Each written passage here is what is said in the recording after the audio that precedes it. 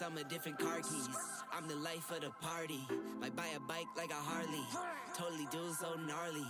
God got me, can't harm me. I got armor and an army. Battle scars, battle smartly. Just forever like a Sharpie. I get to it first, I got you mad. I guess that when I get to it last. Get it that I'm never going back. Get it that I'm never going back. I get to it first, I got you mad. I guess that when I get to it last. Get it that I'm never going back. Get it that I'm never going back. Going up, going up, going up, going up, going up, going up. Get it that I'm never going up, going up, going up, going up, going up, going up, going up. Get it that I'm never going. Get it that I'm never going. Get it that I'm never going. Get it that I'm never going. Never going.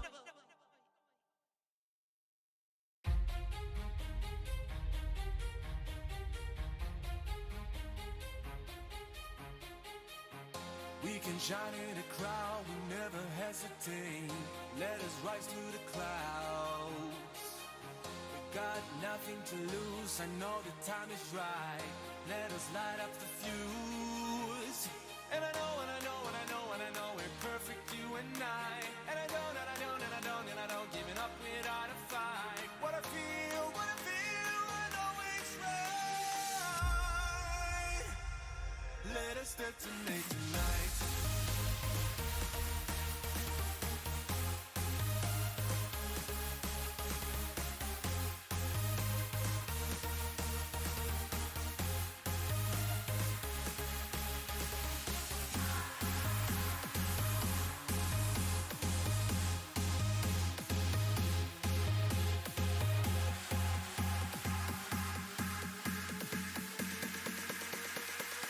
Let us detonate tonight.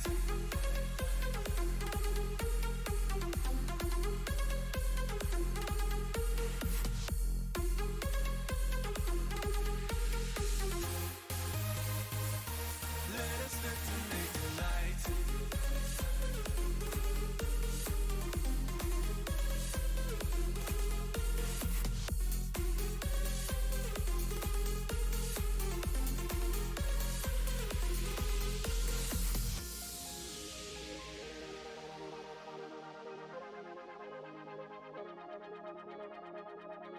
We can shine in a crowd, we never hesitate.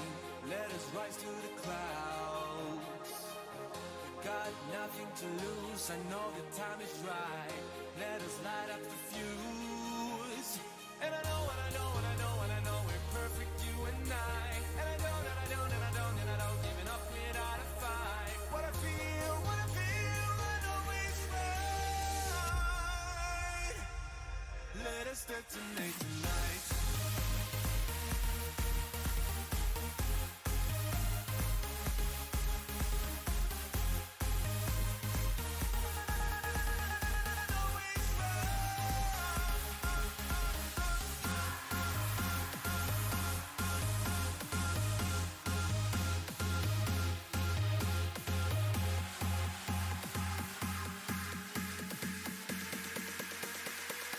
Let us detonate tonight.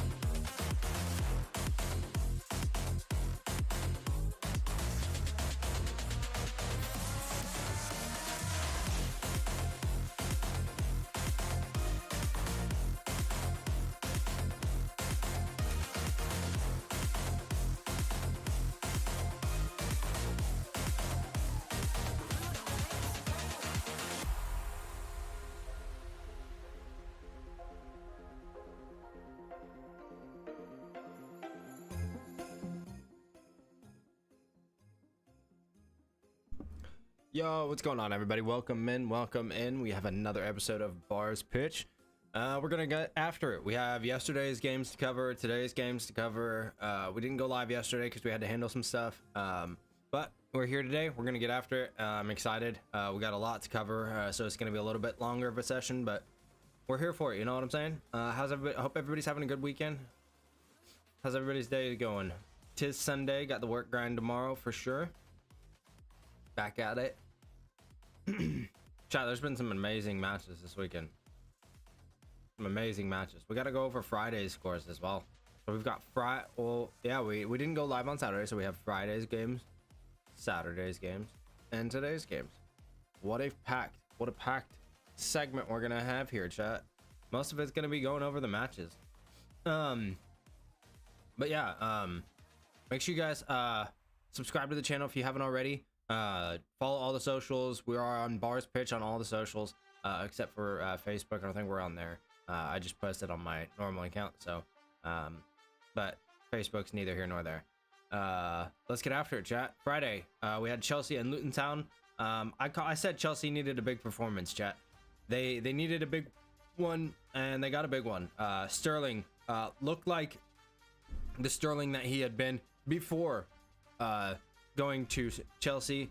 We know he was plagued with injury last year and just inconsistent form, and a Chelsea side that was unorganized and a mess. Lack of better words to say, I guess. But they did get the result at Luton Town, or against Luton Town. Jackson is a pest up top, you guys. He's gonna be a player to watch. He's young. I can't remember how old he is. How old is he? 22. He's got the size, the strength, and the speed, and I think once he gets a little bit more clinical in front of goal, he's going to be a monster. That's a really good signing for Chelsea. I think he's a young signing. He's a good signing. Him and Sterling work well together with Fernandez in there as well. But let's talk about Enzo Fernandez, chat. I feel like he's really coming into himself at Chelsea. He's settled in. They're starting to figure things out in the club, and they're starting to get their solidified squad. At least I'd say they're like top 15 solidified for sure. And they looked good against Luton Town. They had a lot more opportunities than just the 3 goals. They just need to be more clinical in front of goal. I think if they can be more clinical in front of goal, they're gonna upset and surprise a lot of teams this season, simply because everybody thinks that Chelsea are still in shambles. But I think they're figuring it out. Pochettino will have this team organized. He'll have them ready. He's a great manager. He's achieved a lot. He achieved a lot with Spurs, and that's with a lesser side than this, with not spending money like this. So I think that they're going to do great things. I think this is going to be a good season for them. I have a homie that's a few homies that are Chelsea fans. I'm excited. Caicedo, like I said, he actually got to train with the team for a week, got to settle in, get his feet under him, and he had a good performance. It wasn't an amazing performance, but he did a job. Gallagher playing really well right now as well. Gusto with 2 assists. That's a great show for them. And then Chilwell having a good performance. Sanchez didn't have to do a whole lot, so you can't really judge that off of that. But like I said, chat, Luton Town, I think they're going to struggle this year. They're going to have to figure out how to play in the Prem.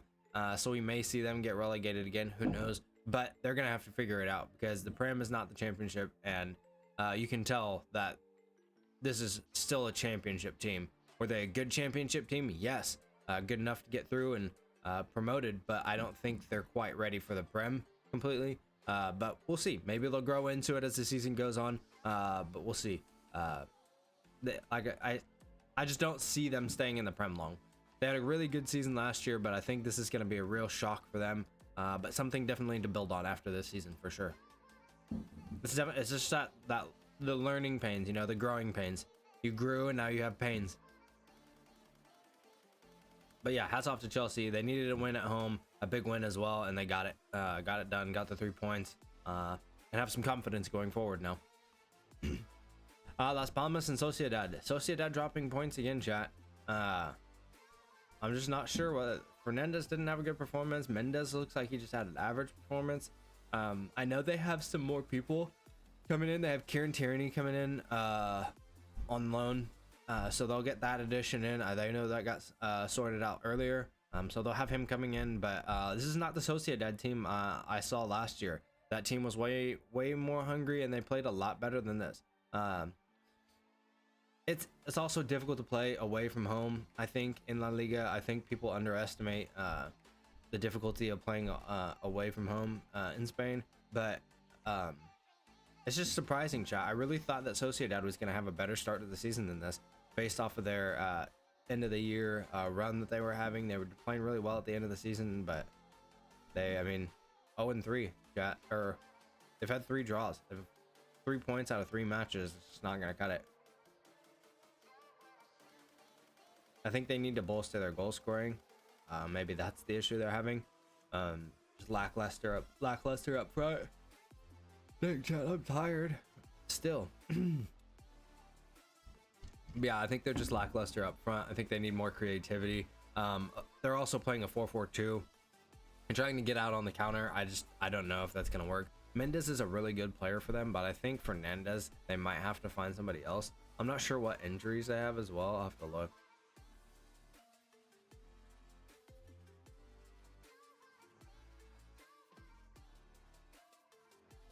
Yeah, that's a big miss. That's a big miss. That's 9 goals from last season for him. I know Andre Silva can do some damage for them. He's a creative player. But I didn't realize I had so many injuries, chat. They had quite a few injuries. So they're missing Gonzalez, Merquelans, Ortiz, and Andre Silva. So they are missing some good quality players until early September. So maybe that's the issue. Maybe that's why they're just lackluster up top. It looks like their bench, they don't bring off a lot of subs, probably because they don't have a lot at the time. But you know what? Sometimes you got to give some people a chance when you need a result, and they need a result. They can't just keep going off of 1 point, not if they want to place into the top and get back into Europe for next season as well. All right, chat. Madrid. Wow, this was a fucking. This is a tough one, chat. This was a tough match. I thought Bellingham was phenomenal, but losing Vinny in the 18th minute was a big blow. You could tell that we lacked creativity up top. Yasulu, despite getting an assist to Bellingham for the header,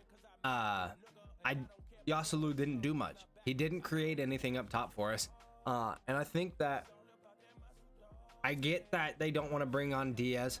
He said he wanted balance, and Yasulu offers a little bit more balance because Rodrigo likes to get forward and go advance, and you know he's a little bit more risky. But you also have Vinicius, who plays the risky side of it as well. I don't know why you wouldn't just take a chance with Brahim instead of Yasulu, because he didn't do anything up until the assist that he got to Bellingham. He didn't do much. He didn't create much for us.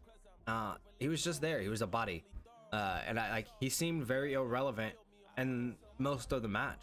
I mean, you come on in the 18th minute and you don't do anything until, when was it? The 81st minute. He didn't do anything until the 81st minute. So for, I mean, nearly 70 minutes, you were obsolete. You didn't do much. 60, 70 minutes that you were on the pitch. You just were a body that was non-existent. Like, we can't have that. And Yasulu, I don't know if he knows that he needs to do more or what, but it needs to be better. I would have brought on Diaz. I mean, I'm not the manager. I think Brahim could have come in and done a job for us up there, but that's neither here nor there. I don't know, chat. That's the thing, chat. We have players that we can bring on, but he doesn't bring them on. Like, I don't think Yasulu is the player to bring on in a match where it's 0-0. Like, we need to go after that and get the 3 points. Why not bring on Brahim and let him show you some stuff?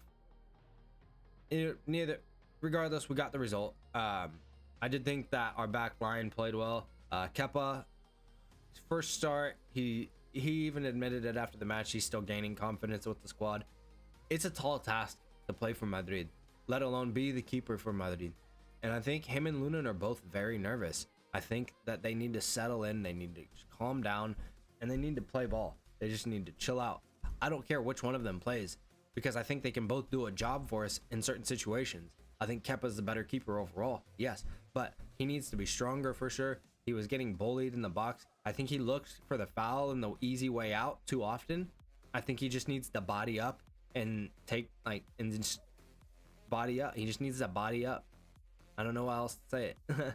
He needs to take the contact that he's getting in the box and still deliver a clearance or a catch. Like, he has to do something. He can't look for that bailout every time simply because, I mean, yes, they are fouls, don't get me wrong, but you can't look for that bailout every time, because one of these times they're not going to give you the bailout and we're 1-0 down. You know?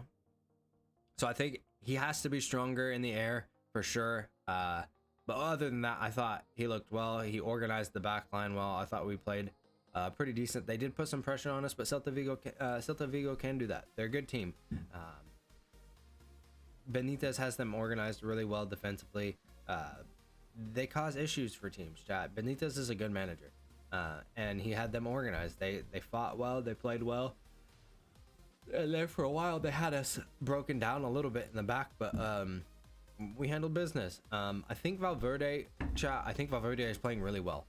He needs to be a little bit more. I think he's playing too deep. I don't think he's venturing forward enough. Like, he's not getting the opportunities he was creating for himself last year. But that also might be based on the system. Maybe he doesn't want him to venture forward as much. But I think with how creative he is and his ability to strike a ball, that he needs to be getting forward a little bit more than he is. I think he's playing a little bit more defensively simply because he knows that Carvajal gets forward and gets going, and that Rodrigo also gets going. And so if they both go, there's really not somebody that's going to be back there, because Fran Garcia, is going up the backside. And what happens then Camavinga doesn't get in that attack. And so when Fran Garcia goes, and you have Carvajal going, and you have Rodrigo going, and then Vinny when he's in the game, you have everybody but Camavinga, Tchouaméni, Rudiger, and Alaba up. So you have four still, which Tchouaméni and Camavinga are in front of Alaba and Rudiger, but Valverde feels like that right side is going to be exposed, I think, if he goes up into that attack. So I think maybe Carvajal needs to be a little bit more choosy on when he goes forward, because he doesn't recover as well as he used to. He has to be more choosy about when he's going to push forward and take that spot. And I think that's why late on, I think that's why he brought on Nacho and brought off Fran, because Fran's going forward every time he can. I thought Fran had an incredible performance as well. I thought he played really well. I'm telling you, chat, that kid's going to be a baller for us. Fran's going to solidify himself in that starting position over Mendy, I think. But I think that's why Valverde is not going forward. I think if he can get forward a little bit more, and Carvajal is a little bit more choosy on when he pushes forward, reading off of Valverde and letting Valverde and Rodrigo work rather than him and Rodrigo working, I think we're going to see a lot more opportunities in Rodrigo and Valverde getting into more goal scoring opportunities as well. Rodrigo did miss the penalty, chat. It should have been Modric that took that. Rodrigo got hammered on the foul. He got taken down by the keeper. There's no right way to say that he shouldn't be taking that. Like, there's no way that he should be taking that penalty. You went down, you sat around for a minute, like, let Modric take the penalty. There's no reason for Rodrigo to take the penalty. And Ancelotti was pissed about it. Like, he was mad about him taking the penalty. It was supposed to be Modric. Nonetheless, we came back and recovered. But still, it should have been a goal. Modric would have scored it. I know he would have. It was a great save, yes. But we can't do that. We can't go against what the manager wants. I think, like, I get that you drew the penalty, you want the goal, and you deserve the goal based on your performance. But at that time, you have to know what's better for the team. You can't be selfish like that. Let somebody else take the penalty, knowing that you just got taken down and you've been running the whole match. Modric is coming on with fresh legs and can pepper a shot in that's accurate every time. Like, I know they're trained to play 90 minutes and stay fresh like that, like to be able to hit a shot at any point for 90 minutes. But why not let Modric, who has the experience and just came on, take that penalty? It should have been a 2-0 game. We shouldn't have had to worry about the late Bellingham header, which I'm glad he did, because the man's incredible, chat. 3 matches, 4 goals, 1 assist. The only person ever to do that at Madrid, Ronaldo. Now, I'm not saying that he's going to be the next Ronaldo or Messi, but I think he's the next Madrid legend. Everybody thought Vinicius was the best thing, or the big thing that coming in, and then Benzema was before him. But I think Bellingham has already solidified himself as the next thing at Madrid. We needed I think we've had so many talented players just throughout this spell, like this whole Champions League spell. Like, we had Benzema win the Ballon d'Or, we had Modric win the Ballon d'Or. Like, I think this is the next one, chat. I think that I don't think he's the next Messi. I don't think he's the next Ronaldo by any means. It's incredible what he's doing, measuring up to Ronaldo's goal scoring tally as a false 9, further pushed up 10. But I think this is the next big thing for Madrid. Unless we get Mbappe, then it'll just be overkill. But I think Bellingham might overall be a better footballer than Mbappe.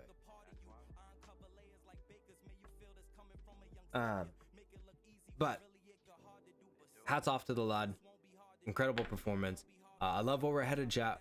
6 points in the first 3 matches of the season, all the way from home as well. So massive points for us. I love it. We love to see it.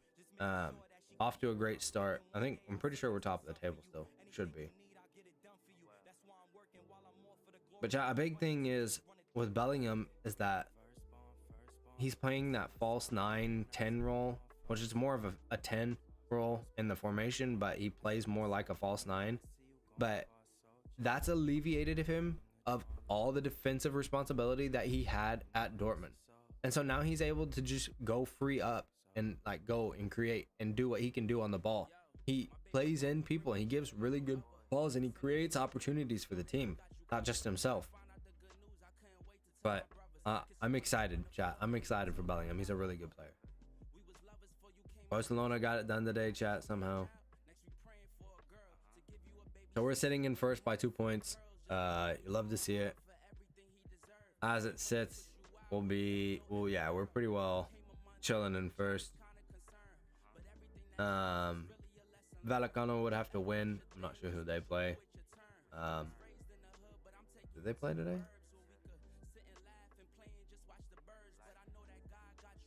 Tomorrow. Okay, they play tomorrow against Atletico. So hopefully Atletico can get the job done against Vallecano. I think they will. It's a tough match to play away from home, but Atletico need a good performance. They're still settling in with new players and speculation within the side. I know DePaul was one that was speculated on leaving, but I think he's ready to fight for his position. So it seems like they're ready to put in the work and figure out their stuff as a team.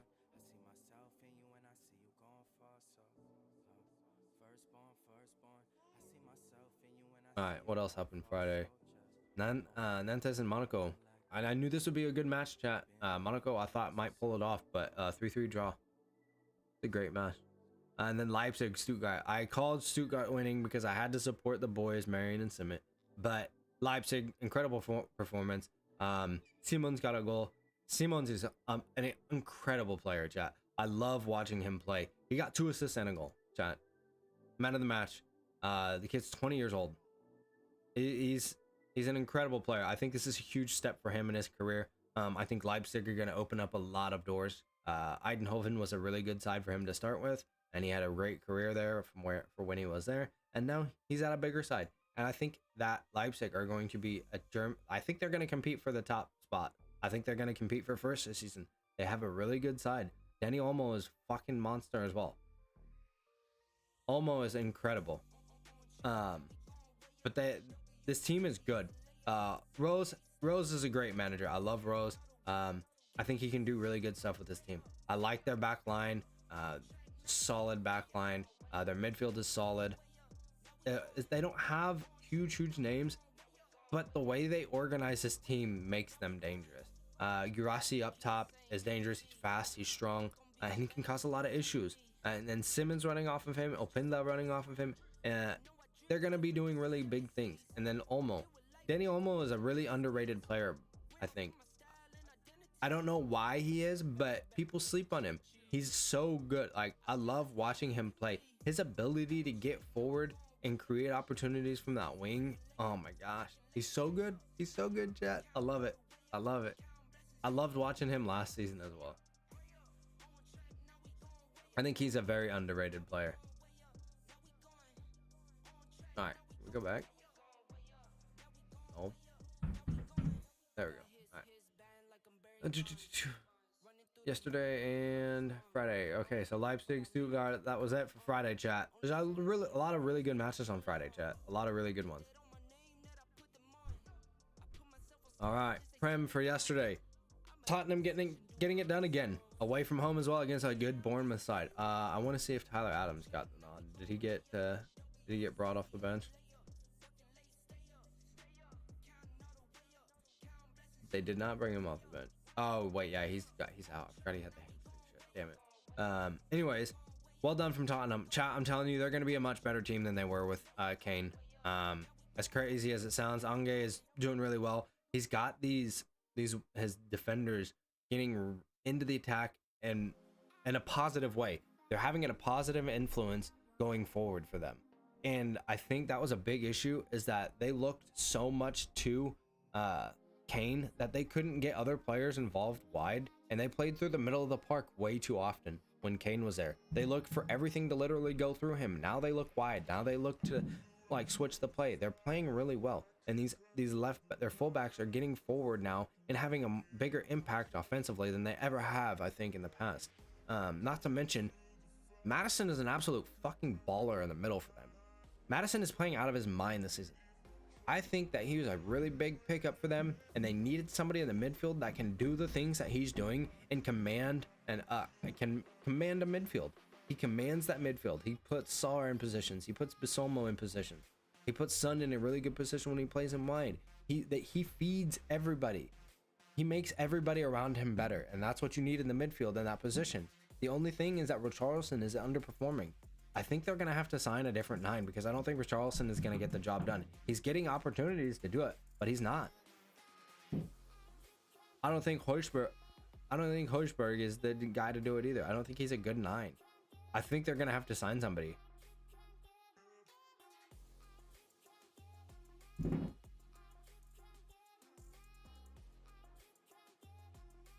I don't know. It's hard to say, but so far Richarlison isn't. He's not showing me anything. He's getting the opportunities that he was begging for all last season, and now I feel like he's just sitting there doing the "whoa" is like I'm the second option. You know, like you're getting the opportunities, man. You got to start showing up. Like you're getting the start regardless of your past 2 performances, and you're still shitting the bed. Like Richarlison has to do better. If he's not going to do better, they need to find an option that's going to actually perform up top for them. And if they do, they're going to be a really dangerous side. And it doesn't have to be some huge signing either. They could get somebody that's just going to be consistently doing a job for them. None of these players here are major players. Like I think Madison and Son will probably be the biggest 2. Kulevski's a really good player and Sar are really good. But I think that your biggest player honestly right now is Madison. He's the best player that you have right now. And I think Richarlison has to go. He's the issue in that equation. I think they could be doing a lot more damage up top even and causing teams a lot more issues, and Madison wouldn't have to work as hard if they could get a true 9 that's actually going to give them something and not just shit the bed every game.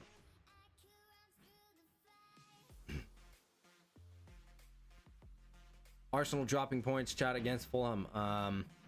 It's just got to be better. They allowed a goal in the first minute. Silly mistakes, and that's Arsenal. They shit the bed again. Trossard got the nod to start up top. I'm not sure why Nketiah didn't start, but neither here nor there. Trossard not having a good performance. I don't think that's a good position for him to be in. I think he plays better on the wing.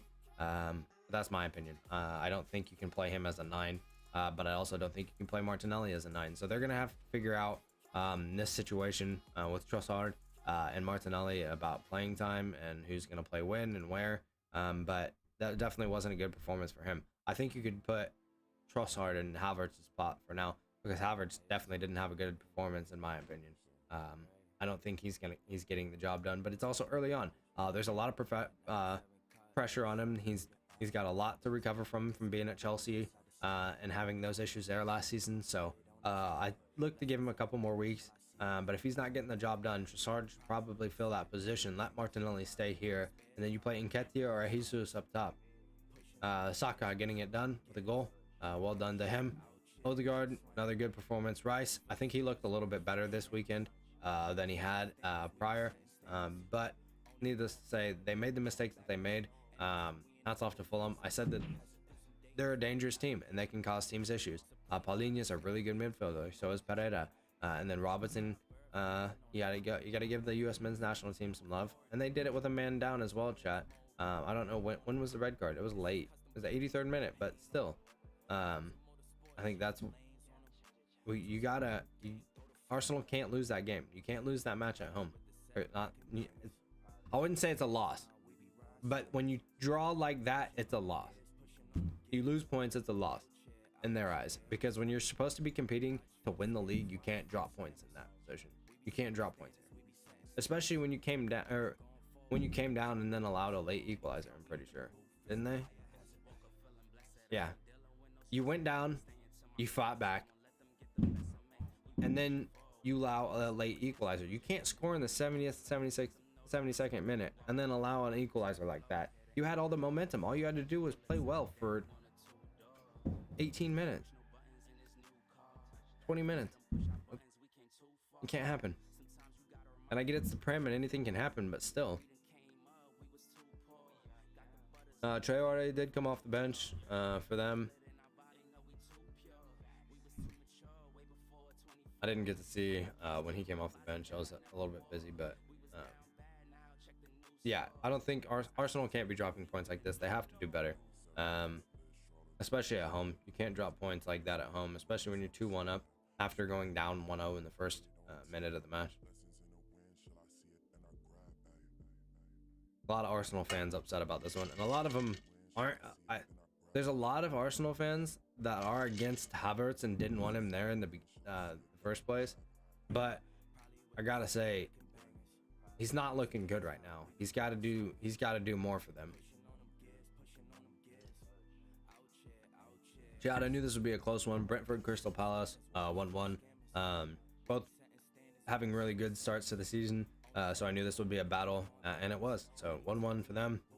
Everton, still looking like the worst team in the league outside of Luton Town. Maybe even worse. We'll see when they match each other. But Wolves getting the job done. I wonder who scored for them. Paqueta still Paqueta still playing?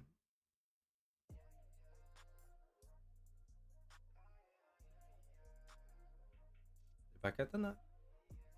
Oh, he's for West Ham. I'm tripping. Oh shit, chat. Wolves, where are Wolves at in the table? They might not be sitting too bad.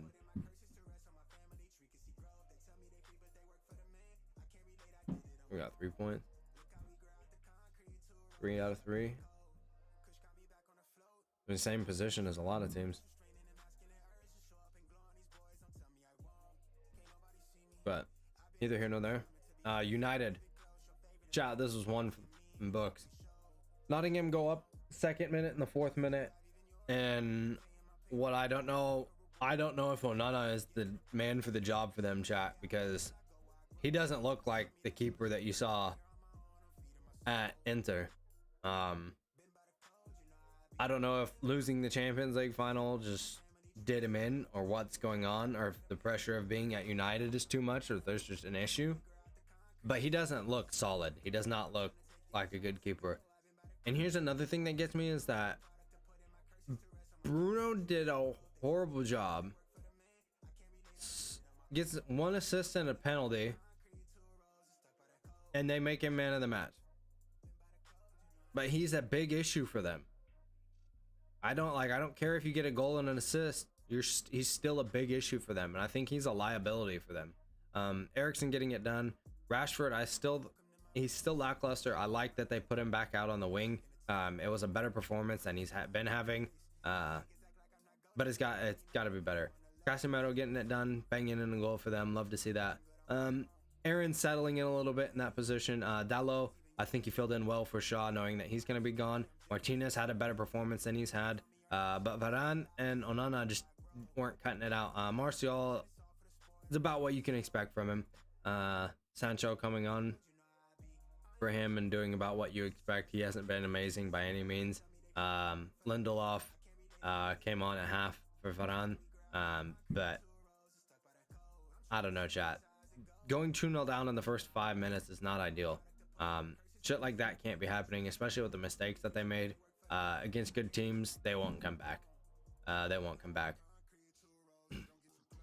But hats off to Nottingham Forest for causing the trouble for them, though. Gibbs White is playing amazing. Johnson's an incredible player. Their back line is solid. Turner. I think Turner's a really good keeper, chat. I think he's going to put them in better position in games. Their defense is what let them down, I think, this match. But they did pester United for a long period of time up until, they got the 17th minute goal, but they caused issues for them. I also don't think United helps themselves out at all.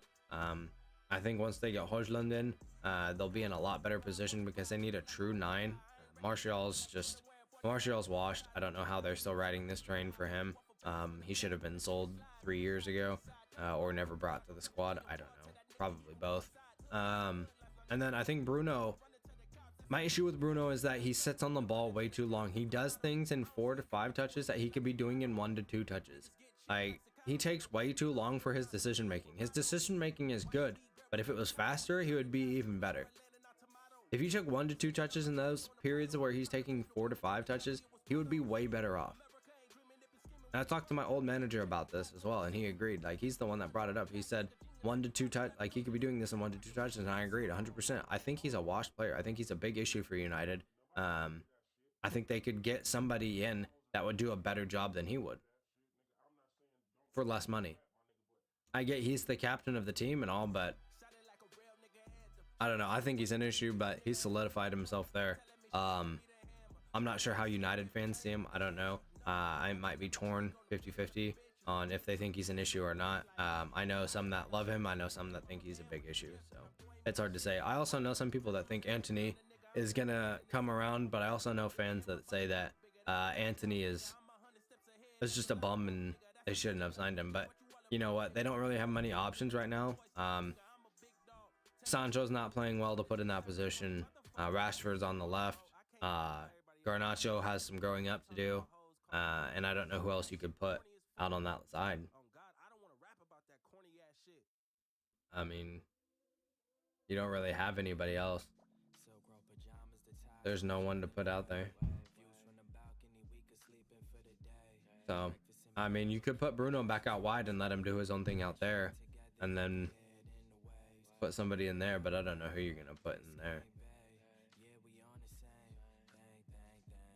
I don't know. I think that this is a broken record, though, chat. I think unless Rashford has a banger season, I think the record's broken. I think that he can't be the star United are looking to. Like, I don't see that. Like, there's nobody here for them to look to, chat. Who's commanding this team with actual authority? Because Bruno's not commanding anybody with actual authority. I don't know about you, but Bruno ain't shit. Like, if I was somebody like this, Bruno ain't shit, dude. I know they don't like, he's the captain, but is he really the captain? Like, Bruno's a whiny bitch. He just is. And they can't look to Rashford to be that man. Rashford is not the man. He's not the world-class talent that all these United fans in Manchester United want to think he is. And I'm sorry, but that's just not it. He's just not that for them.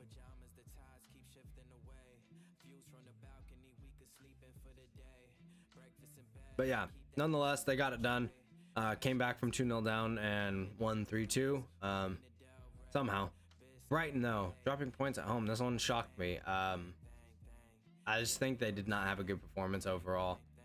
It doesn't look like they played well. I didn't get to see the game. But hats off to West Ham. West Ham are on a solid start. David Moyes has this team in a good position. I think Ward-Prowse is a really good ad for them. He creates a lot in the midfield for them. He gives them some good forward momentum. Bowen's playing really well. Their back line, chat. West Ham's back line is really solid and organized. David Moyes has this back line working really well together. He's also moved Paqueta out to the left a little bit, and I think he's being like him going forward and working with Antonio a little bit more, and Bowen's ability to work with him has been really good. I think Ward-Prowse is just a more solidified CM than Paqueta. I think Paqueta can get out wide and be more creative, and he's a little bit faster, but I don't know. You may see him leave still, so it's hard to say. But hats off to West Ham getting it done against a really good Brighton side at the community stadium. Brighton have been in a really good start to the season, but they just didn't get it done today. That looks like they just lackluster performances from the lads, but neither here nor there. I'm excited for Brighton this season, chat. I think they still have a really good squad. I still think they can cause some issues for teams. Even Pep said that the way they play in the midfield, they have one of the best midfield, like organized midfields in how they play. So we'll see them get. They have new midfielders. They lost Caicedo, so new faces getting settled in without Caicedo. So couple weeks they'll be all right. I think they'll figure it out. They're still in 6th in the table, so early on, week 3, they're in a good position. I think they'll be fine moving forward. It's just a tough loss at home when it's 3-1. But West Ham are a really good side this year, chat. I do think that they're going to make some noise. I think this is probably one of the best West Ham sides that we've seen in a long time. That's it for the Prem. Cadiz, Ameria, 1-1. I didn't get to watch this game, but that's about where I expected it. Both teams, they're about a level playing field teams, team-wise. Granada getting it done against Mallorca. I thought Mallorca may upset them, but Granada's a really difficult place to play. But here we go again, chat. Sevilla in LaLiga dropping points. I don't get it. I can't explain it to you. They play so well. They'll drop all the points in La Liga, and then they'll go to the Europa League and play out of their minds. I don't get it. Sevilla are the most weird team that I've seen. Things got to change for them. They're obviously not performing well at the beginning of the season. Where are they at? They're probably bottom of the table. Yeah, they're literally the bottom of the table. Yeah, not a good start to the season for Sevilla. But watch, they'll show up for Europa League and they'll play out of their minds and get the job done. Somehow, some way. It's happened like every year, and that's how they qualified. That's how they qualified for Europa League last year, because they won the fucking thing. It's mind-blowing. But they've got to be better, chat. If they can't keep relying on them doing that in this Europa League to stay in Europe. They've got to perform better in La Liga. They have to, because it's not good right now. It hasn't been good. Dortmund dropping points, chat, at Bochum. I did not expect this. Bochum are a team that can cause some problems.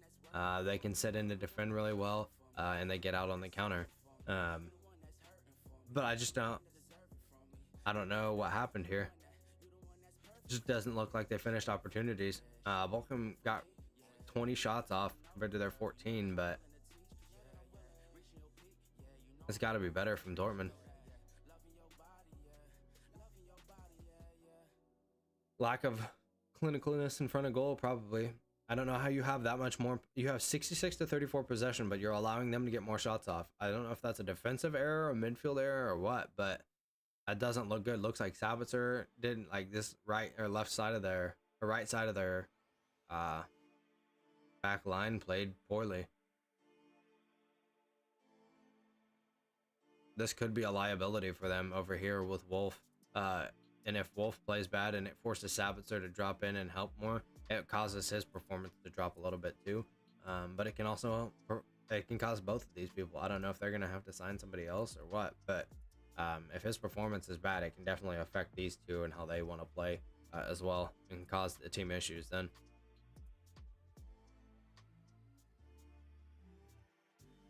Unfortunate for Dortmund, but it is the Bundesliga. They'll come back. Union getting it done again, chat. I love this team. Their story is incredible. No, unfortunately, Aronson getting a red, double yellow. We love it for the US lad to get a nod at the start though. Hats off to the boy. I love seeing him at that team. That's a really dope signing that I thought happened over the summer. Berlin getting it done yet again, chat. Getting it done again. They're a good team, chat. They're in the top of the league. Week 2, Union Berlin, top of the league. They might win it this year. They're in the Champions League. They're excited. Fischer is an incredible manager, chat. He is one of the most underrated managers because he's so quiet about what he does. He doesn't like to be in the spotlight. He hates the fame. He hates the spotlight. He just sticks to himself and does what he does, and he is an incredible manager. Gossens getting it done for them. He's a really good player, chat. This is a big game for him. Did he come here this season?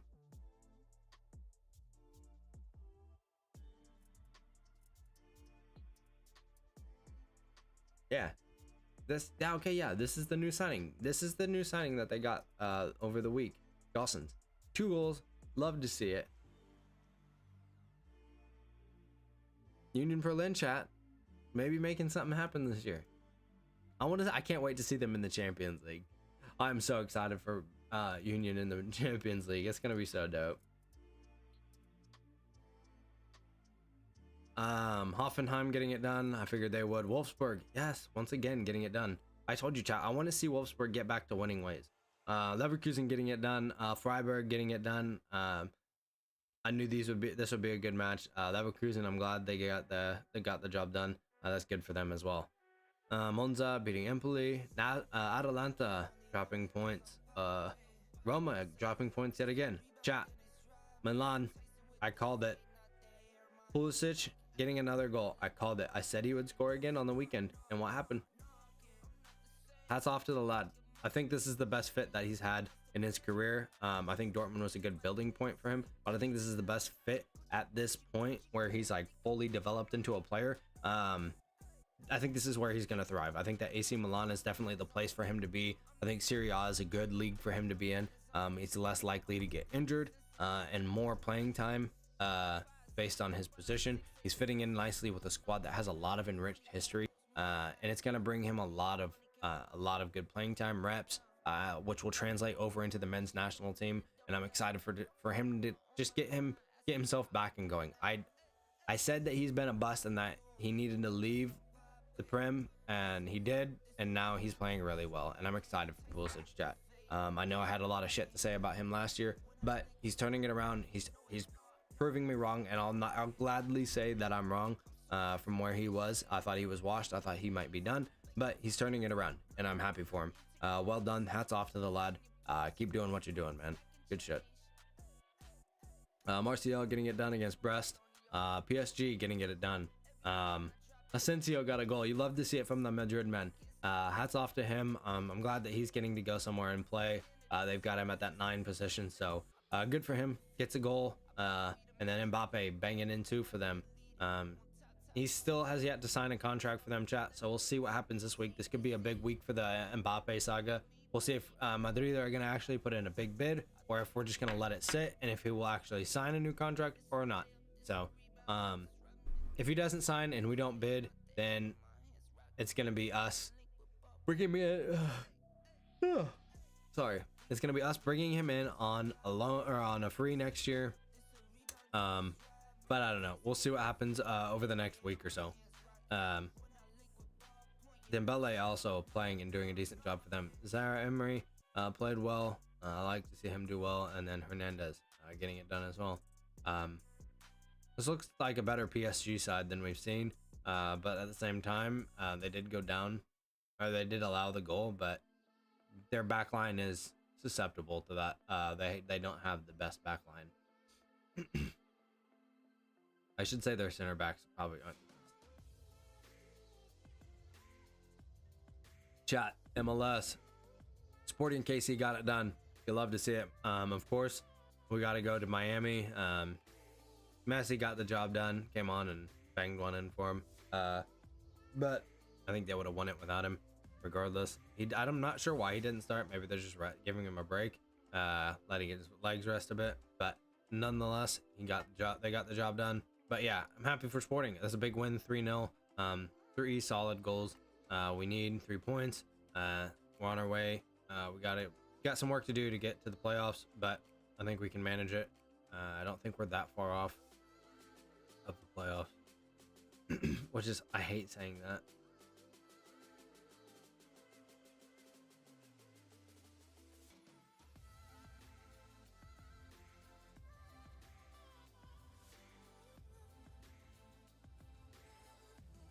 Three points off, but they also have 2 games in hand here, 3 games in hand here, a game in hand here, 2 here, 2 here. So we've got to wait to see these matches catch up. Some of these other matches, Galaxy, Rapids, they've got to catch up. But that's one thing I do hate about the MLS, is how inconsistent that is. But hopefully Sporting can make the playoffs. If not, I may not be watching the MLS until they figure their shit out. All right, chat. Today's matches. Aston Villa getting it done again at Burnley.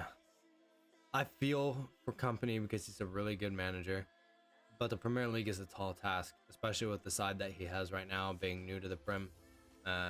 Were they in the Prem last year? I think they were in Championship last year.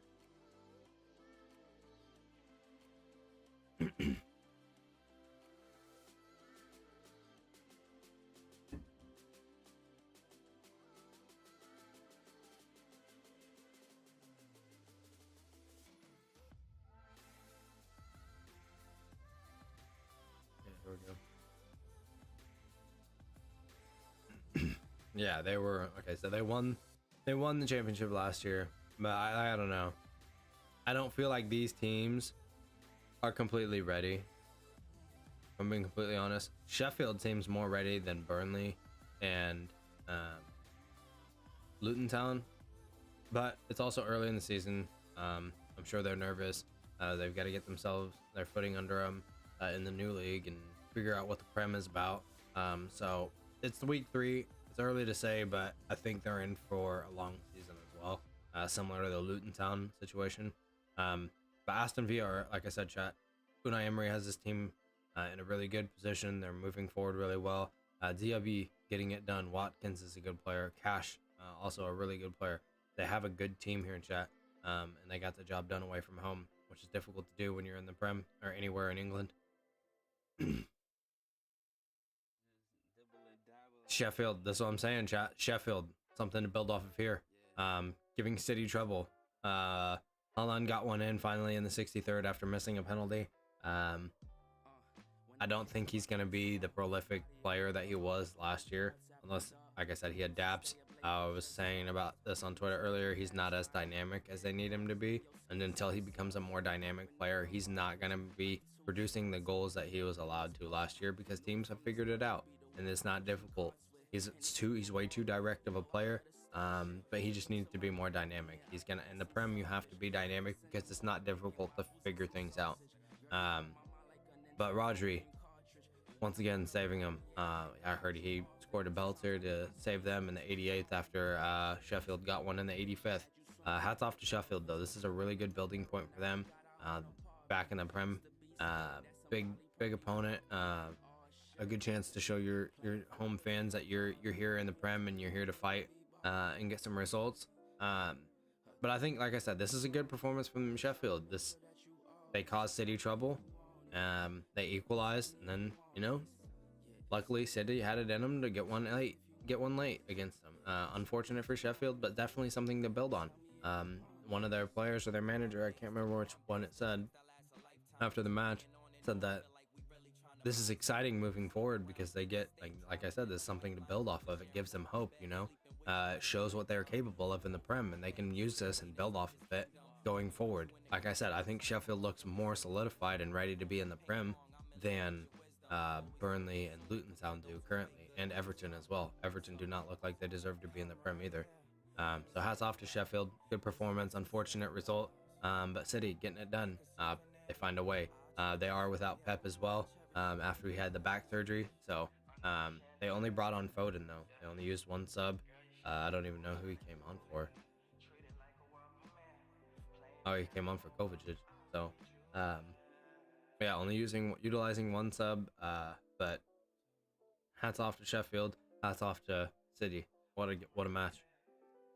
Chat, I do not know how fucking Liverpool got this done today. I don't know how they got it done, honestly. Liverpool go 1-0 down in the 25th minute. Newcastle, Liverpool, both really good sides this year. Both going to compete for a top 4 spot, in my opinion. For sure, a top 5. But Liverpool looked to not be able to handle. I think Trent deserved a second yellow. He threw the ball, got a yellow, and then almost like shortly after, he went in on a bad tackle, chat. And I don't know how he wasn't sent off. Did he deserve to be sent off? Maybe, probably, I don't know, but they decided not to. Maybe they thought it would be too harsh that soon after. But it is a foul is a foul, and if it's a foul that deserves a yellow, you gotta give it. So Newcastle might argue that Alexander should have been sent, that Trent should have been sent off, but Van Dijk did get sent off later on as well, in the 28th. This was all early on. So in the 28th, Van Dijk gets sent off. Liverpool are man down for most of the match, for 60 minutes, pretty much. A little over 65 minutes. But they got it done. I don't know how. Nunez coming in off the bench for Diaz and showing what he can do. Maybe he came on for Gakpo. I don't remember. Was it Gakpo or was it? Yeah. Okay. So he came on for Gakpo, and he got the job done. Chat. Banged in 2 goals, saved him 81st and the 93rd minute. When he came on in the 77th minute, got a yellow and 2 goals. So hats off for him. Maybe he took his shirt off. I don't know. Did he take his shirt off? It doesn't say. Well, anyways, he hats off to the man. This is a performance that he needs. This is what Liverpool need from him, though. He has to be more consistent for this team to be a good side this year. Chat, there are rumors about Mohamed Salah giving the green light and telling Liverpool that he wants to go to Saudi, to Al Ittihad, but I don't know if it's actually going to happen or if that's true. It was just a rumor I saw this morning. I'll look more into it here in a second, but that is out there. Nonetheless, hats off to Liverpool. I had messaged my buddy and I was just like, I don't know how you guys are getting a draw or getting a point out of this. And then like a minute later, he messaged me because I wasn't watching the game. We were at the store. He messaged me like a minute later. He's just like, make that 3 points. I was like, bro, there's no shot. I looked and sure shit, 2-1. Nunez bangs in 2 in the last freaking 10 minutes of the game. Hats off though. Unfortunate for Newcastle. Probably not a result that they feel that should have happened, but you know what? Newcastle got the job done, or they didn't get the job done, and Liverpool got the job done. So hats off to Liverpool. Saving 2 points somehow. That's insane. Let's look at the Prem for the table. City on top, West Ham in second. Shocker. Spurs in third, and Liverpool fourth, and Arsenal in fifth. Brighton dropping points on the weekend, and Newcastle dropping points on the weekend to drop themselves to 13th. 2 tough matches in a row for them. But it's what they have: City, Newcastle, or City, Liverpool. Yeah, City, Liverpool back to back weekends is difficult. I'll look for them to bounce back next week, chat, and get a good performance in and get some points back. That's just tough early on in the first weeks of the season to have to play City and Liverpool in your second and third week. So it's tough for Newcastle, but they're still a really good team. They'll get the points back, and Liverpool and City will drop points. It's only week 3, so there's a lot of points to be had. But good result for Liverpool somehow, some way.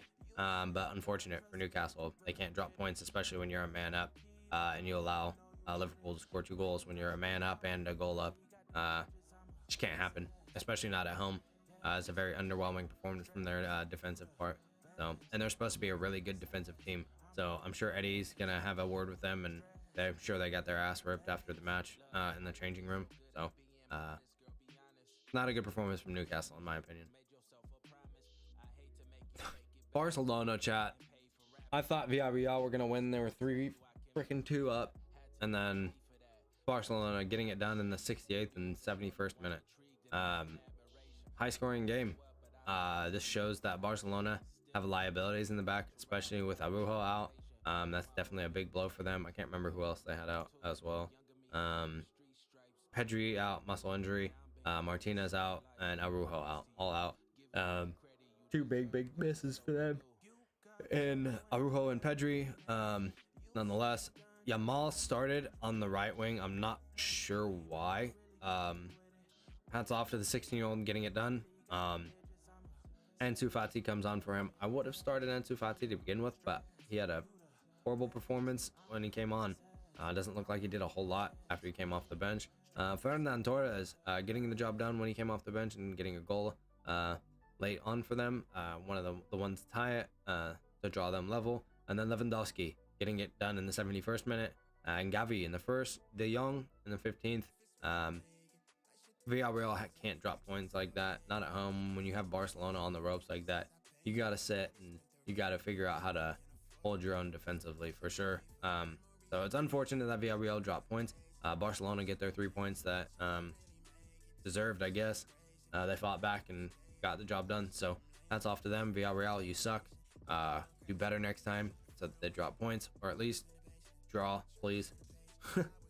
But damn, I really was hoping. I saw that chat. I saw the 3-2, and I was just like, damn, Barca are gonna drop points. I'm so juiced. And then I look after the match is over, and I see this shit. I'm just like, bro, get out of here. Like, come on, man. Valencia Osasuna 1-1. I knew this would be a good match. I thought Valencia might get the job done at home, but it looks like it's gonna end in a draw at the 90th minute here. And Athletic Club and Real Betis here in about 6 minutes. They'll start that matchup. Mainz and Frankfurt. Mainz is a good team. They can cause issues, especially when they're playing at home. But Frankfurt seem to be missing some of that offensive threat that they lost in Diaby and some other players that they've lost on the transfer market. They haven't brought a whole lot in, so they may not be as bolstered up top as they were last year. I know they're probably missing the speed from Diaby, but you got to adjust, you got to adapt, and they just haven't gotten that done. So they drop points at Mainz. Has off to Mainz for causing Frankfurt trouble, but both really good sides in the Bundesliga. So a 1-1 draw is probably deserving. I'm not gonna dig too deep into those matches. Bayern though, today I got to watch a bit of this match, chat. I will tell you, Augsburg caused Bayern a lot of issues. they made it difficult for him, but in the end, Bayern getting the job done. Bayern looked way better in the second half than they did in the first half. I think this is a really unfair rating for Kim. I think he had a really good performance in the first half, and then I think he made the mistake, or it wasn't even his mistake. It was homeboy Upacano that made the mistake in holding their player onside. But Kim got turned, and I think that's why they probably pulled him off and everything. But I thought he had a better performance than what they're giving him on this rating. Koeman, he was an alright performance. Didn't really show me a whole lot. But I don't know.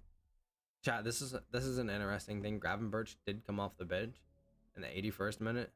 I don't know if he's gonna leave or not.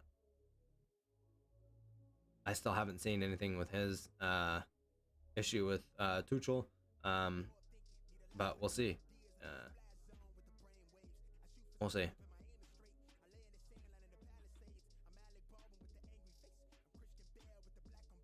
Who did Lit come on for? For Kim? There. Yeah, I don't know. I think he may have to leave if they're gonna keep Koeman in on that left wing. I think he's gonna have to go. Davies, a really good performance. He had a really good pass to Kane for Kane's second goal. Kane got the penalty for the first goal, and then who was it that got the third?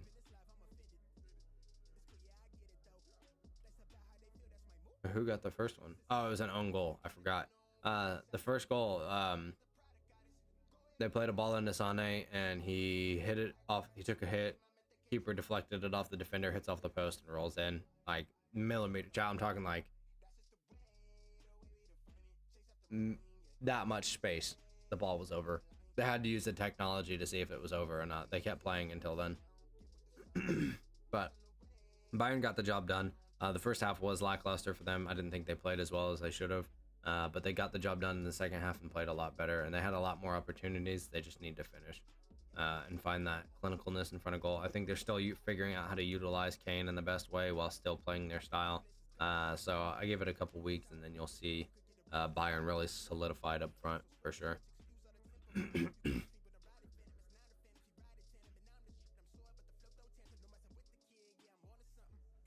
I haven't been checking my phone at all. I've just been going to town on this. Juve dropping points against Bologna. Bologna can cause troubles, but Juve shouldn't be dropping points at home like that. It's unfortunate for them. Fiorentina dropping points against Lecce as well. Lazio down 1-0 to Genoa. And Napoli up 1-0 against Sassuolo. Osimhen with the 16th minute pin. Good for him, keeping on his goal scoring ways. This team is going to be really good again, chat. Watch for Napoli to be a storm again this year. I have high ratings for them. They only lost Kim really in the back line, but I think they can replace him. Hats off to them. I hope they get a good result again today.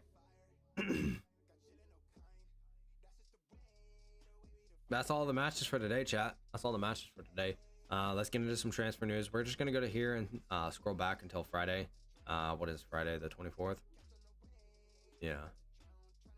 Or no, the 25th. Let me look here real quick. Yeah, it's the 25th. Alright, so let's look.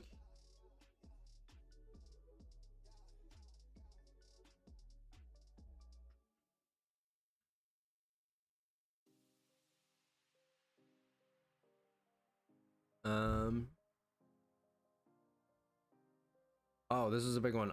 Andre Santos, Chelsea sending him on loan to Nottingham to give him time in the Prem and to develop in the Prem, knowing that he'll get more time at Nottingham, and then they'll bring him back to play for Chelsea after the season, being a better player overall and just having more experience and strength and being in the Prem for a season. I think that was a really good move from Chelsea. Big signing for Nottingham. I think that'll be a good one for them for sure. Hoffenheim sending Stiller to Stuttgart, which is an interesting one. We'll see how he fits in the midfield for them. They needed some midfield to replace Endo, so we'll see who all else they bring in as well. Wait, no, that was Union. Oh no, that was Stuttgart. Endo's also not fitting in too well at Liverpool yet, chat. I think he's got some more to learn. I think they could have gotten a better signing for the money, by the way, chat. I think it's a good signing, but he has to adapt quickly. And it's tough to in the Prem. It's tough to adapt in the Prem.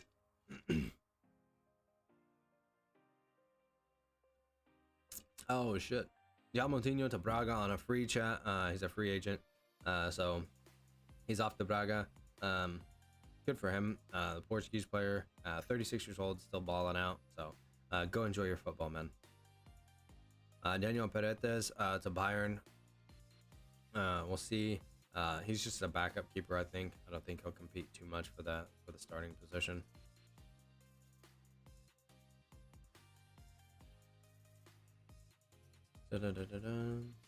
I still haven't heard anything, chat, about Paqueta and the investigation for him in his deal with the Brazilian betting scandal and all that. I haven't heard anything else on that, so we might have to look that up today. There's been a lot of small transfers. I don't know how Fabrizio goes through all this. Osmon to Roma from Leverkusen. This is I think that was one that we saw that was gonna happen, but we weren't sure yet. So that one did go through. Alexis Sanchez is going to Martial from Inter. We saw that one. So that one went through.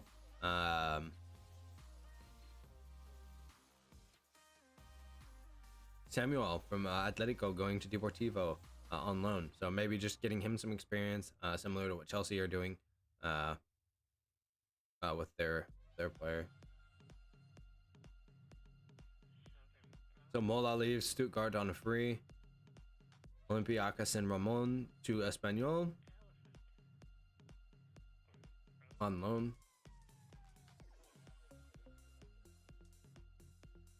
There's just not a lot of big stuff happening, chat. Not a lot of major signings happen over the weekend usually, so. Okay, but this was a big one. Kudos from Ajax to West Ham. Chat, West Ham have already started off the season really well with the team they have, but bringing Kudos in is going to be a big bolster for them as well. I think he's a really solid talent. He's young, hungry. He's a good player. He can add some speed for them out on that right wing, but I'm not sure. Let's go back here, chat. That was pretty much it. That's the most recent one, was the Kudos one. We'll go to Homeboy as well and check his stuff. Fabrizio.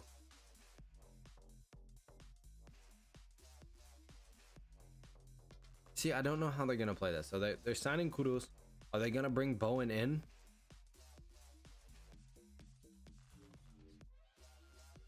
Or are they gonna put him on the bench? Or are they gonna put Kudos out on the left and put Sukic on the bench and bring in Paqueta back into the middle with Ward-Prowse? I don't know. I like that Alvarez is playing really well. I thought this was a really good signing for him to get into the Prem and really get some good experience for him in Mexico and the national team there, because their national team needs some help right now. They needed to be headed in a different direction than they've been. So he's on a 5-year deal from Ajax. Good signing for West Ham, I think. Really, really good signing.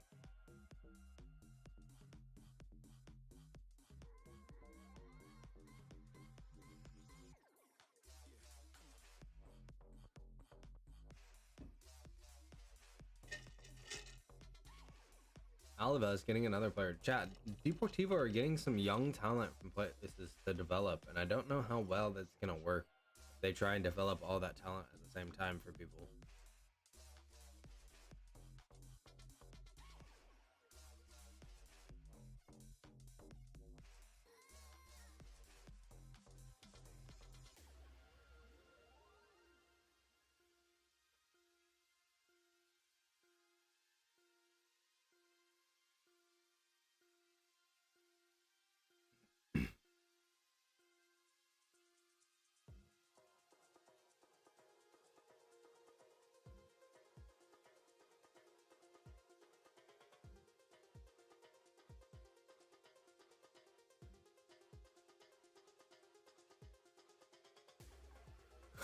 When asked if he enjoyed taking charge in Guardiola's absence. Lilo said, "Not at all. I much prefer being with Pep, especially when it's a question of health. I don't enjoy this at all. We miss his presence now more than ever."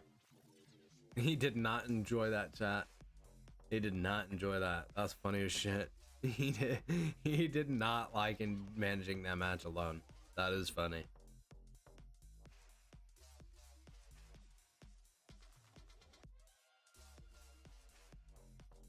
Yep. As I'm telling you, Matty Cash is a very versatile player and he can do a lot of damage to teams. Emery knows that, and he's a good player. Late Rodri winner. Chat, Rodri's one of the most consistent central midfielders I've seen in the Premier League in a long time.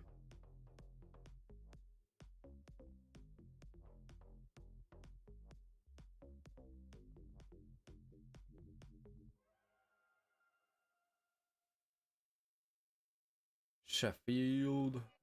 The rating.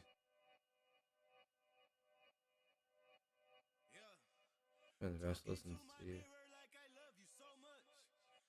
Damn. Looking like issues for Celtic. Okay, chat. This was one that I saw this morning. Cucurella could be going to Manchester United to help them fill the left back position while Luke Shaw is out on loan. So look for that to happen. Salah wants a Liverpool exit, but he played in the match today. I think in the next coming days we're going to see a lot happen with both of those issues, but we'll see.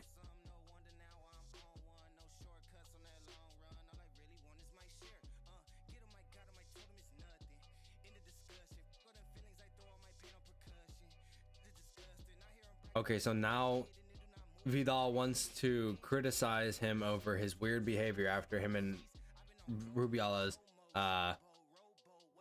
Okay. Now that FIFA have suspended him, Rubiales, now Vidal wants to step up and say something, bro. Now he's saying that it's inappropriate and unacceptable. But were you saying that when you got your fucking new 4-year contract? No. When he was getting his 4-year contract before this dude, like, he got his 4-year contract and hadn't said a goddamn word about this. And now that he gets suspended by Rubiales gets suspended by FIFA, and now he wants to sit up and stand up and say it's inappropriate and unacceptable. Now you're gonna do that after you got the 4-year contract? The fuck out of here, bro. Excuse my language, but that's a joke.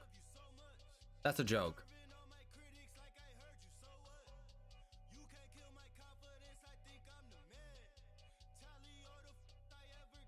Nah, that ain't it, bro. Get out of here.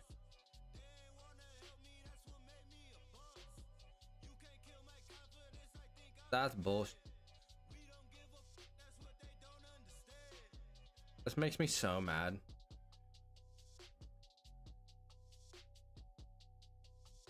Where's paste?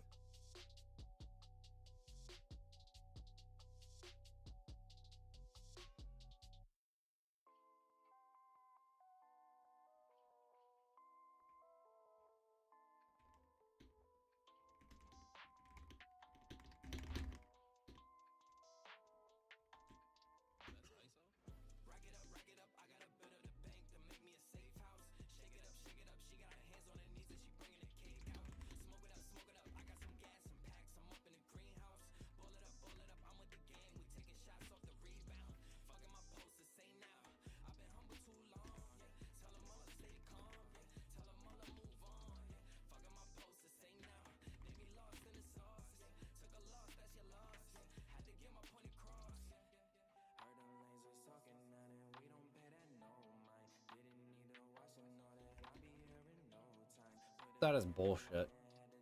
I hope it shows that. Yeah. That's a joke. That makes me mad as shit.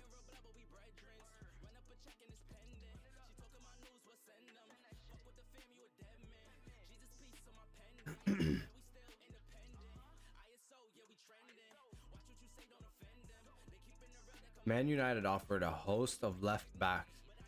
All right, chat, let's see this and then we'll go look at the transfer rumors.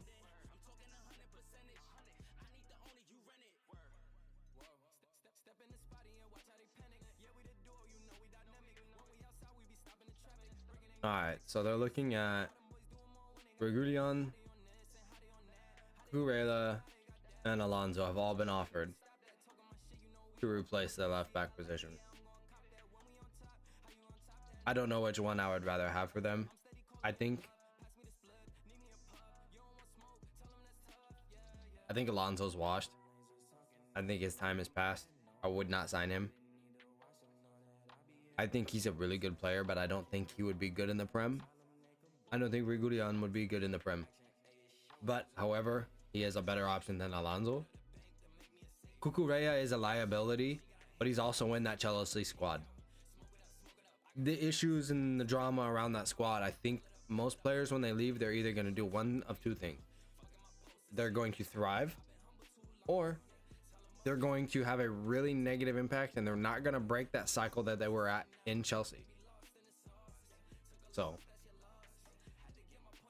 I think their best option might be Cucurella because he's in the Prem, he knows the league, and he's not a bad player. He's not the best, but he will do a job for them, I think. But I would definitely go with one of these two. I would not go with Alonso. That would be my last resort option. I would just leave Dalot in that position rather than signing Alonso. I think Dalot would do better for you than that.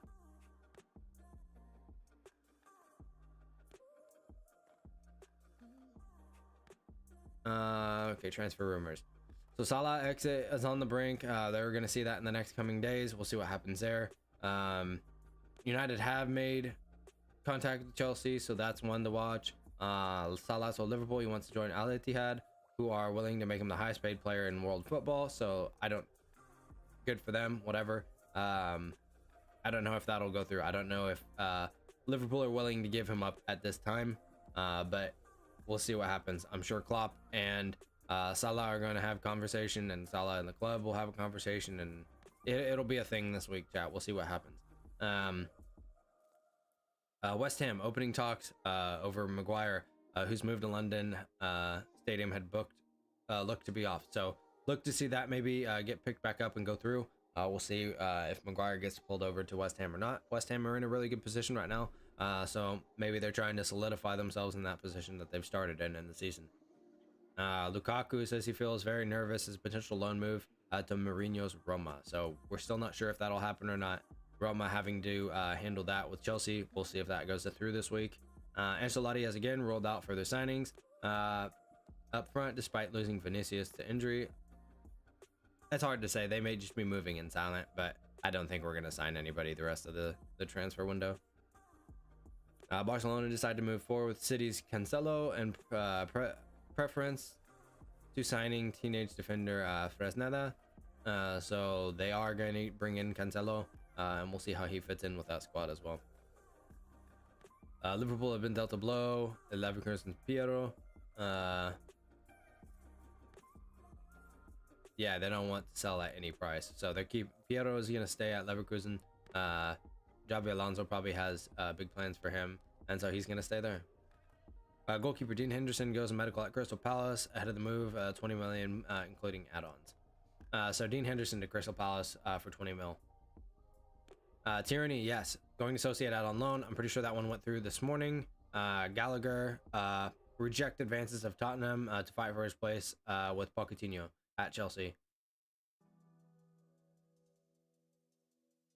Madrid have so far unable to find anybody to sign Jesus on a permanent loan or a permanent deal or a loan. So he's just kind of sitting in La La Land.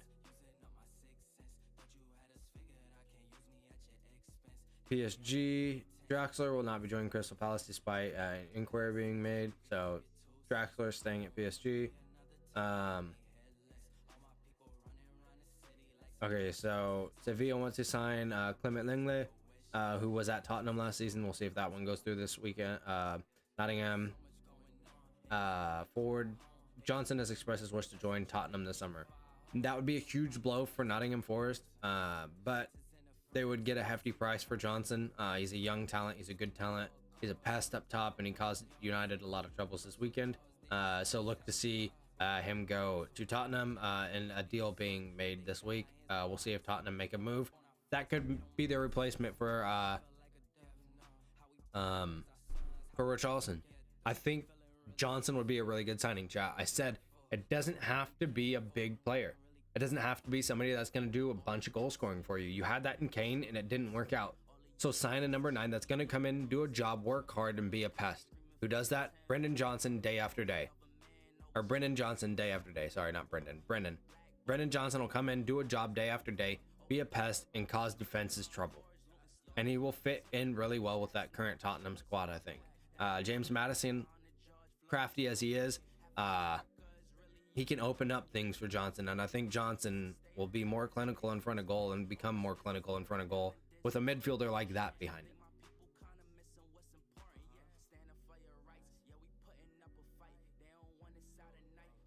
I forget that it does the ad page. Jude Bellingham matches the scoring feat of Cristiano Ronaldo. We'd love to see it, chat. Kane offers hope of Premier League return with a career longevity goal. Okay, buddy. I don't know about that, but that's off to you. I hope he lasts a while, and I hope he can solidify himself, but we'll see what happens.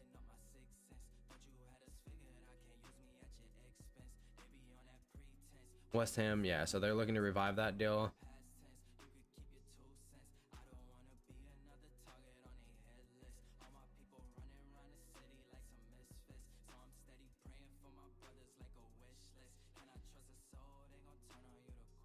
Mikel still thinks Kai Havertz is going to prove himself. I hope he does. It's early. Give him time. He was in a really difficult side at Chelsea with a lot of issues in that club and a lot of disbelief in him and himself as a player. So he just needs to find his confidence and figure it out. But we'll see what happens with that, chat.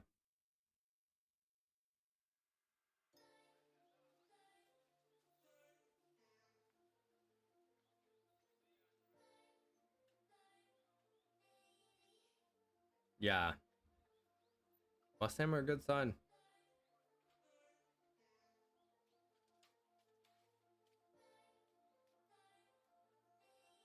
The typical United way, chat, making it way more difficult for themselves to get 3 points than they needed it to be. Let's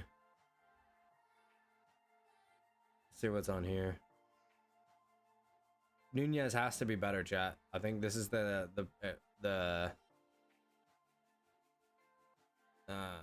this is the player that they need him to be. He needs to be consistent doing this. So we'll see if he can continue this. It's a good performance, a lot of confidence for him going forward, and I'm excited for him. Well done. Hats off.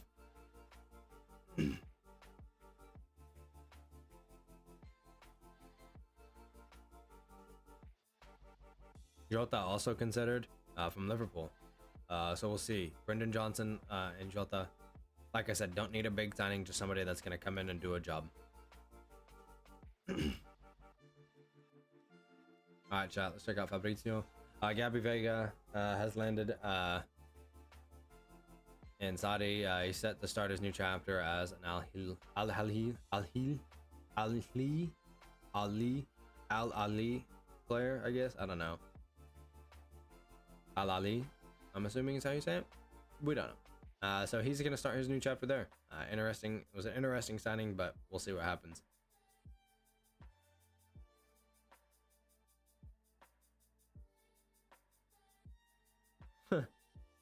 Sky Sports, the Jurgen Klopp. The Mo Salah to Al Ittihad story hasn't quite gone away, has it? For me, it has, from Klopp.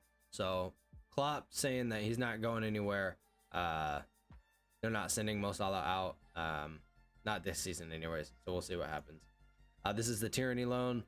It'll be an interesting one. Arsenal sending him out on loan.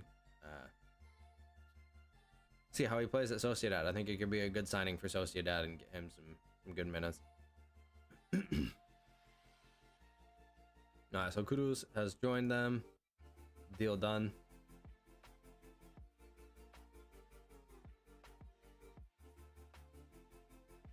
Oh geez, so he's being unveiled as a West Ham player later today.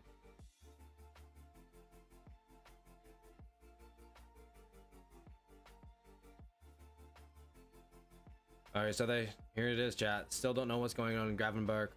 We'll see. He said, I don't know what will happen in the next days. He told about Bayern, so we'll see. We'll see if he stays or not. He got 9 minutes today, but I don't think that's what he's looking for. He doesn't want to come off the bench and play 9 minutes. So we could see him go still yet this transfer window, but we'll have to see what Bayern end up letting him, allowing him to do. You know, they want to sign replacements for players, and they're heavy into that. That's why they haven't allowed Pavard to leave, because they want to sign a replacement for him. So we'll see what happens. Okay, so City adding a new bid for Mateus Nunes, package around 60 mil with add-ons. Club confident to get it done. Personal terms agreed days ago. Optimistic. Opening 50 mil plus 5 add-ons. Bid was rejected, so hopefully the 60 plus add-ons will be accepted. We'll see. Maybe we'll see Nunes joining City here in a few days. This is the Cucurella deal. So United have chatted with them for a little bit, and we'll see if they actually get that loan deal done from Chelsea or not. PSG optimism to get Kolo Muani deal done remains. Negotiations will enter key stages with Eintracht Frankfurt very soon. So Frankfurt could be losing another top player for them. They've already lost Diaby, and now that losing Muani would be an even bigger blow. So we'll see if they end up selling him to PSG, and if PSG get him. What does that mean for Asensio? Does Asensio go down to the bench then? Who knows? I thought Asensio had a really good match today, but we'll see what happens for PSG and that saga if they do end up bringing in Muani.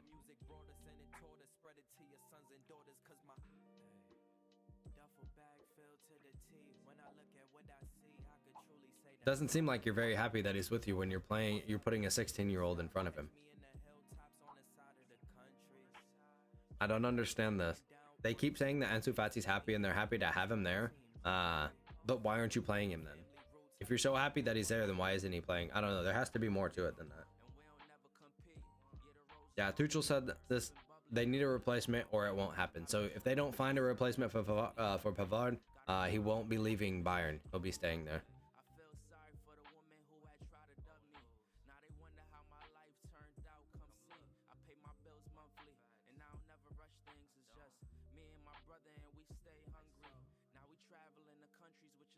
More Saudi clubs are looking at Al Shabaab have reached a verbal agreement, but they're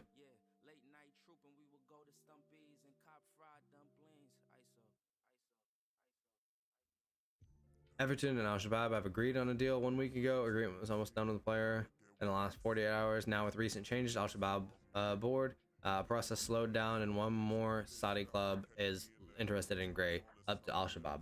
So we don't know if Gray's going to leave Everton or not. That'd be a blow for them. But he could be going over to Saudi to either Al Shabaab or the other team that's interested. It didn't say.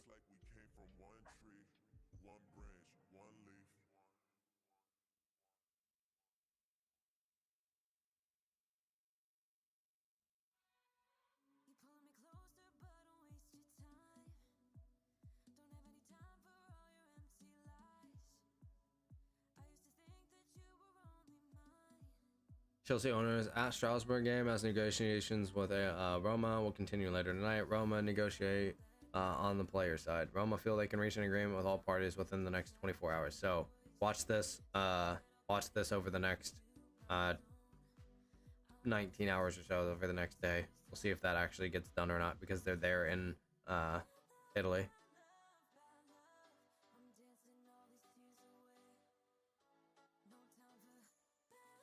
They see it, bro. They see it. They see what this kid is capable of. They know what's gonna happen.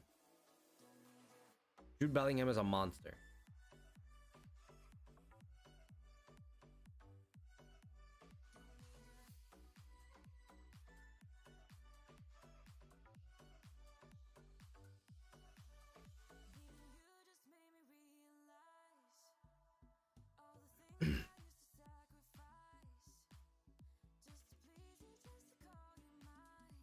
Everton bringing in Vettel, excess of 30 mil under the release clause. So they'll bring in a new player from Udinese for Vettel. For Everton, they need something. They're sitting at a bad position in the table right now, so they're gonna have to figure it out soon. Otherwise, they're going to be getting relegated this season, I think. There's a lot of small signings going on, chat. This is the Rennes deal. We saw that, and Klopp and Sanchez. Porto and Ajax have resolved the final issues for Jorge Sanchez deal and is done and sealed. The Mexican will go to FC Porto in Portugal. So good for them. I'm excited to see how he adapts to that squad. Porto are a really good team, and they make a lot of noise every year. So we'll see how they move on from there. Good opportunity for the Mexico national team as well.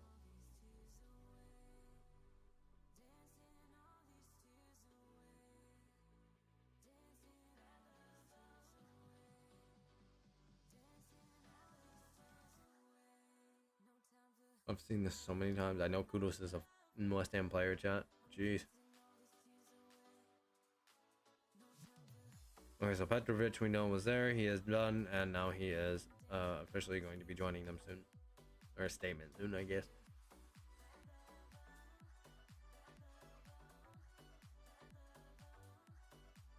West Ham had offered 45 mil for Paulinho weeks ago, but Fulham have him complete faith in him, and he's a key player for us, or for the club, from Fulham, not us. I don't give a shit about them.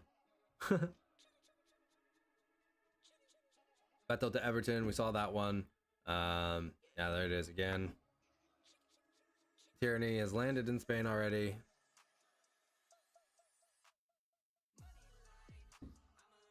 Arribas starting again. The former Madrid man, love to see it.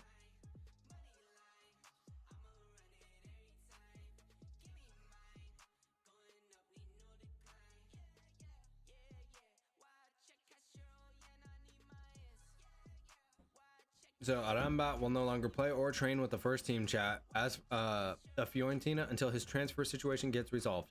Aramba waiting for Man United since end of June. So he's been waiting for almost 2 months now.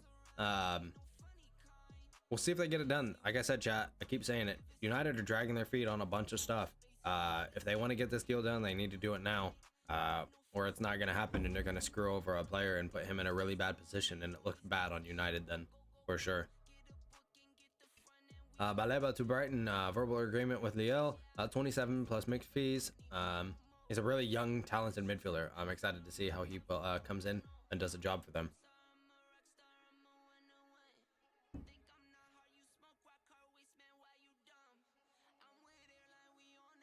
All right, so the Ajax deal got solved. Jorge Sanchez to Porto, so that one's happening.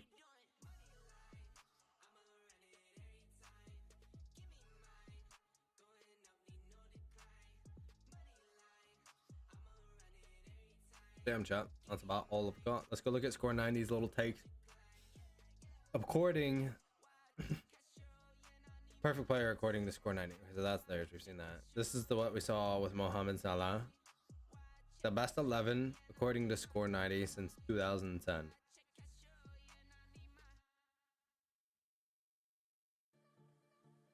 Honorable mentions. Brr.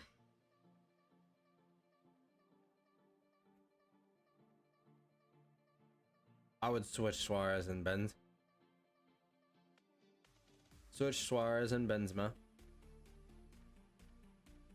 And Benzema. But I can't disagree with much of the rest of them. That's an insane squad right there. I feel like there's a better player than Ian Robin that could go on the right wing for sure. In the last 10 years? For sure. There has to be some.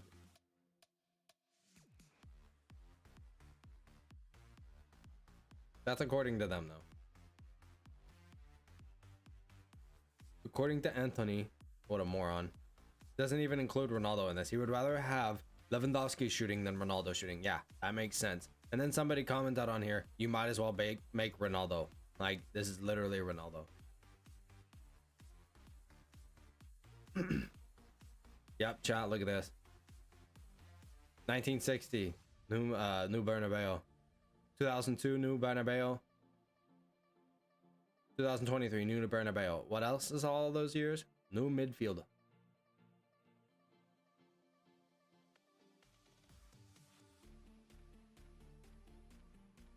That person's a bit off.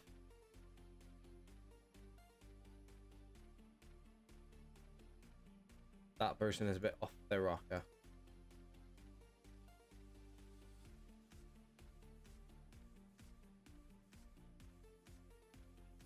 "16-year-old getting it done though, chat. What a fucking day for him. 16 and you get to play. Well done. For Barca, and you get to do that.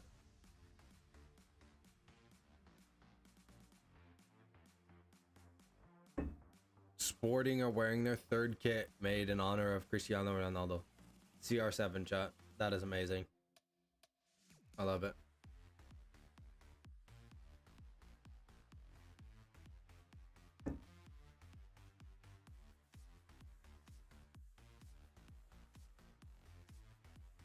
All right, chat. Napoli still 1-0 in the 52nd minute. Real Betis up 2-0. Okay. That's about a 50-50 match, chat.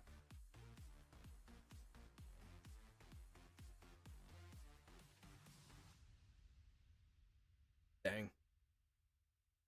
Chat, I didn't know this, but all of Bilbao's players are from Bilbao. Or like have heritage in Bilbao.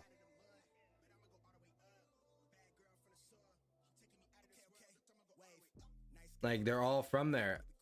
Iñaki, like these two were moved there. Like I'm pretty sure they're one of their family members is from there. Their mom or their dad, I don't remember. But their squad is built on Bilbao. And for them to be that good is insane. I did not know that. I saw a video about it earlier. That is crazy to me. That's crazy.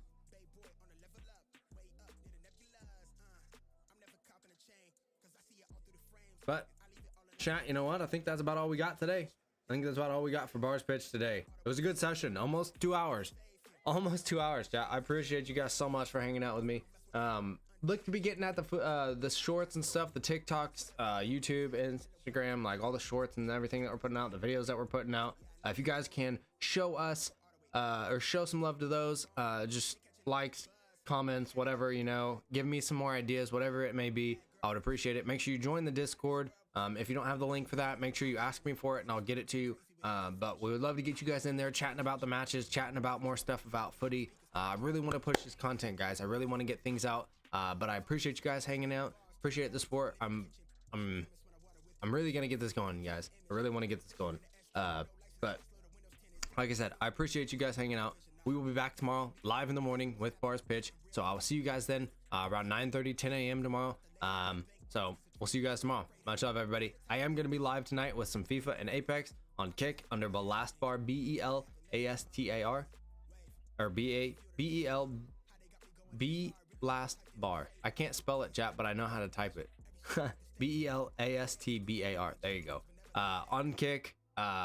It's a new platform for those of you that don't know. It is up and coming. Fabrizio Romano, who we follow on here for transfer news, has just signed a big deal with them to stream his stuff on there as well. So check it out if you guys haven't. Kick.com.